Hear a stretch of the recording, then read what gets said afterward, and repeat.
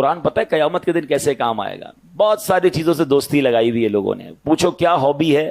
میری hobby sports ہے. میری ہابی موبائل پر گیم کھیلنا ہے. میری ہابی کیا ہے جناب؟ میں کمپیوٹر پہ ٹائم گزارتا ہوں. میری ہابی فلاں پتہ نہیں ٹومی جونی پتہ نہیں کس کس کی کتابیں پڑھتے رہتے ہیں. ارے مسلمان کی پہلی ہابی تو قرآن ہونا چاہیے نا, پہلی مصروفیت تو قرآن ہونی چاہیے. سنو قرآن کیا کام دے گا.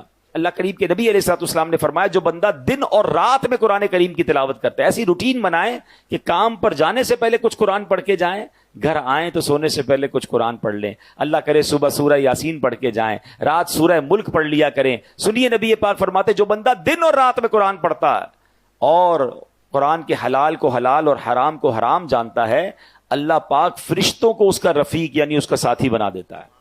جب قیامت کا دن ہوگا بندے کے لیے اللہ کی بارگاہ میں دلائل دے گا. قرآن کہے گا رب کریم ہر شخص دنیا میں اپنے کام کی اجرت لیتا تھا. جو بھی کام کرتے ہیں اس کی فیس لیتے ہیں نا.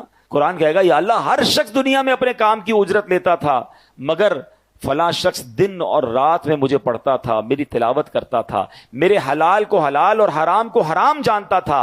اے اللہ آج اس کو اجر عطا فرما, یعنی آج اس کی اجرت عطا فرما. قرآن کریم کی عرض پر اللہ کریم اس بندے کو تاج شاہی اور کرامت کا لباس پہنائے گا. اب اللہ قرآن سے فرمائے گا حل ردیتا, اے قرآن کیا تو راضی ہے؟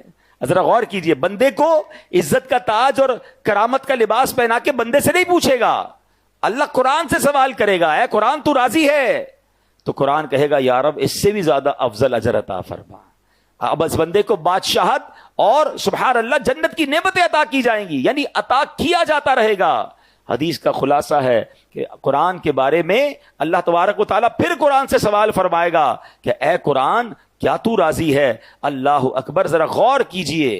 اور پھر ایک وقت آئے گا کہ قرآن کہے گا یا اللہ میں راضی ہوں.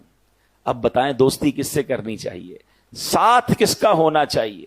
انفارچونیٹلی بہت ساری چیزیں ہم روز اوپن کرتے ہیں, روز سافٹ ویئر اوپن کرتے ہیں, روز آن لائن ہوتے ہیں, قرآن آن لائن نہیں کرتے.